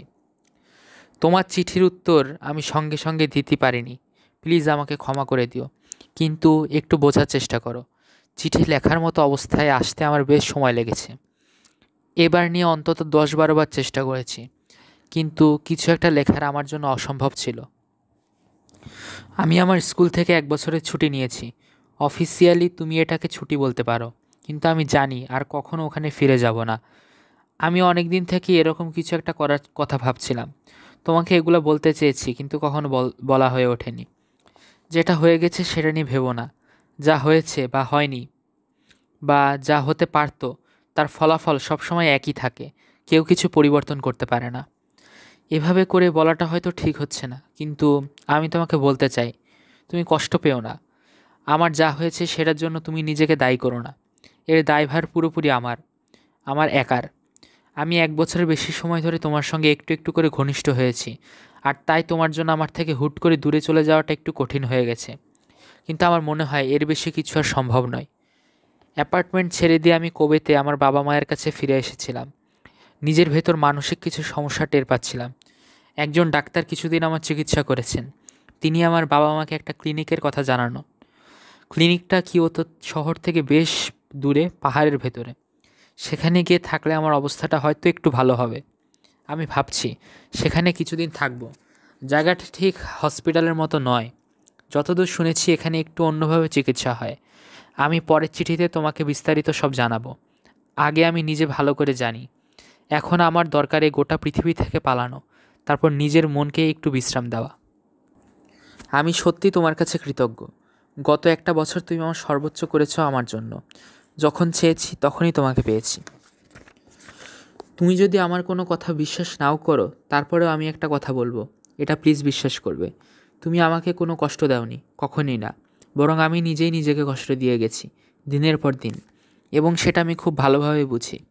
তোমাকে খুব দেখতে ইচ্ছা করে, কিন্তু আমি এখনও তোমাকে দেখার জন্য মানসিকভাবে তৈরি নই। মনে মনে যখন তৈরি হব, তখন আমাকে দেখতে আসবে তো। হয়তো তখন আমরা দুজন দুজনকে খুব ভালোভাবে বুঝতে পারবো। তুমি তো বলেছ আমাদের দুজনের দুজনকে খুব ভালোভাবে জানা দরকার, বলনি? Good bye. চিঠিটা পড়ে আমার বুকের মধ্যে একটা অদ্ভুত কষ্ট টের পেলাম। বারবার পড়লাম, প্রতিবার পড়ার সঙ্গে কষ্টটা অন্যরকম হতে লাগলো। একবার এক একটা সম্পূর্ণ ভিন্ন ধরনের কষ্ট। নাওকো যখন স্বচ্ছ চোখে গভীরভাবে আমার দিকে তাকাতো, তখন আমার ভেতর ঠিক এরকম একটা কষ্ট টের পেতাম। প্রতি শনিবার রাতে কেন যেন আবার লবিতে বসতে শুরু করলাম। অপেক্ষা করতে লাগলাম। কোনো ফোন আসবে এমন আশা আমার ছিল না, কিন্তু আমি আসলেই বুঝতে পারছিলাম না ওই সময়টা আমি কি করে কাটাবো। টেলিভিশন সেটটা চালিয়ে বেসবল খেলা দেখার ভান করতাম। 10টা বাজলে টিভি বন্ধ করে আমার রুমে ফিরে যেতাম, ঘুমানোর চেষ্টা করতাম। ওই মাসে আর একটা অদ্ভুত ব্যাপার ঘটল। স্টর্মট্রুপার আমাকে একটা জোনাকি পোকা উপহার দিল। একটা পুরনো কফির জার, তার মধ্যে একটা জোনাকি, ভেতরে কিছু ঘাস আর অল্প পানিও আছে। বাতাস যেন ঢুকতে পারে সেজন্য ছোট ছোট ছিদ্র করা। জোনাকিটা মনে হচ্ছে ঘুম ঘুম চোখে আমার দিকে তাকিয়ে আছে। কাছের দেয়াল বেয়ে উঠতে চেষ্টা করছিল, কিন্তু দেয়ালটা ছিল পিচ্ছিল, বারবার পড়ে যাচ্ছিল। ও বলল, অনেক কষ্ট করে ধরেছে তোমার জন্য ওয়াতানাবে। বললাম, কোথা থেকে ধরলে? আমাদের এখান থেকে, মানে এই ডর্মের মাঠ থেকে? হ্যাঁ, রাস্তা দিয়ে হেঁটে গেলে সামনে একটা হোটেল আছে, দেখেছো? ওরা ওদের বাগানে কিছু জোনাকি পোকা ছেড়েছে। হোটেলের গেস্টরা রাতে জোনাকি আলোর দেখে মজা পায়। ওগুলা একটা বোধহয় ভুল করে আমাদের দিকে চলে এসেছে। কথাগুলো বলতে বলতে স্টর্মট্রুপার তার বড় কালো ব্যাগটার মধ্যে সব জামা কাপড় ভরছিল। গ্রীষ্মের ছুটিতে আমরা অল্প কিছু ছেলেই শুধু ডর্মে ছিলাম। স্টর্মট্রুপারের না যাওয়ার একটা বিশেষ কারণ আছে। সে থেকে গিয়েছিল তার ট্রেনিংয়ের জন্য। এখন ট্রেনিং শেষ, তাই সে বাড়ি যাচ্ছে। যাওয়ার পথে নাকি ইয়ামানাসি পর্বত দেখতে দেখতে যাবে। স্টর্মট্রুপার বলল, তুমি তোমার গার্লফ্রেন্ডকে এই জোনাকিটা গিফট দিও, ও নিশ্চয়ই খুব খুশি হবে। ভুলেও আমার কথা বলো না যেন, মেয়েরা এসব ব্যাপারে খুব সেন্সিটিভ হয়। হেসে বললাম, তুমি কি করে জানলে মেয়েরা কোন ব্যাপারে সেন্সিটিভ? আমি জানি না আসলে, বাট আন্দাজ করলাম। হিসাব মতে এই ব্যাপারটা নিয়ে ওদের সেন্সিটিভ হওয়ার কথা। স্টর্মট্রুপার চলে গেল সন্ধ্যার পর। পুরো ডর্ম একটা পরিত্যক্ত বাড়ির মতো নীরব হয়ে গেল। পতাকা নিচে নামলো। ডাইনিং হলের কিছু আলো জ্বলে উঠল। তখনও অল্প কিছু ছাত্র ছিল বলে রান্না হবে। রান্নাঘর থেকে ভেসে আসবে ক্রিম স্টুর সুবাস। আমি আমার জোনাকে জারটা নিয়ে ছাদে উঠে গেলাম। কেউ ছিল না সেখানে। একটা দড়িতে সাদা শার্ট ঝুলছে, কেউ বোধহয় তুলে নিতে ভুলে গেছে। সন্ধ্যার আলোতে সেটাকে একটা সাদা পোকার মতো দেখাচ্ছিল। আমি নীরবে পানির ট্যাঙ্কে উঠলাম। সারাদিন সূর্যের অনেক তাপ সে সহ্য করেছে, তখনও কিছুটা গরম। কফির জারের ভেতর জোনাকি পোকা হালকা মিটমিট করছিল। আলো বেশ দুর্বল। অনেক বছর হয়ে গেছে আমি জোনাকি দেখিনি। স্মৃতিতে শুধু আছে একটা খাল, পানির উপর শত শত জোনাকি উঠছিল, জল করছিল। জারের মুখ খুলে জোনাকিটা বের করলাম, ট্যাঙের একটা পাশে আলতো করে রাখলাম। প্রথমে কিছুক্ষণ সে ঠিক বুঝে উঠতে পারল না যে কোথায় আছে। তারপর ট্যাঙ্কের উপর ধীরে ধীরে নড়তে শুরু করলো। একটু যেন চক্কর খাচ্ছিল। ডানে গিয়ে একবার ধাক্কা খেলো, তারপর ঘুরে আবার বায়ে গেল। একটা সময় আবার আগের মতো স্থির হয়ে গেল। সব নড়াচড়া বন্ধ। ট্যাঙ্কের রেলিংয়ের সঙ্গে হেলান দিয়ে আমি জোনাকিটাকে দেখছিলাম। অনেকক্ষণ হয়ে গেল, কোনো নাড়াচড়া করেনি। একটা হালকা বাতাস বইতে শুরু করলো। জেলখোফা গাছের অজস্র পাতা বাতাসে শিরশির শব্দ তুলল। আর আমার মনে হলো আমি অনন্তকাল এখানে বসে আছি। একটা সময় জোনাকিটা বাতাসে উড়ল, যেন হুট করে সে এই জিনিসটা আবিষ্কার করেছে যে তার পক্ষে ওরাও সম্ভব।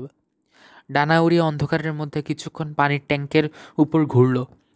কয়েক সেকেন্ড ভেসে রইল, তারপর আলো বিলাতে উড়ে গেল দূরে। একটা আলোর রেশ কিন্তু রয়ে গেল। সেই রেশটুকু একটা গভীর অন্ধকারে ঘুরতে ঘুরতে একসময় হারিয়ে গেল।